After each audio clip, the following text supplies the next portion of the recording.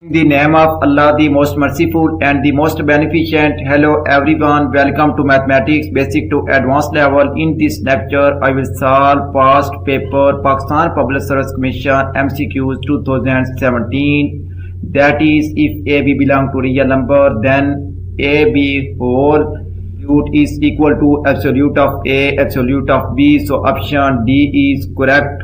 Solution, that is, if AB belong to real number, then AB whole absolute is equal to absolute of A, absolute of B, which is the required solution. If you like my lecture, then please subscribe, share, like and press bell icon for latest update on my YouTube channel. Thanks for watching my YouTube lecture. Okay, Allah Hafiz.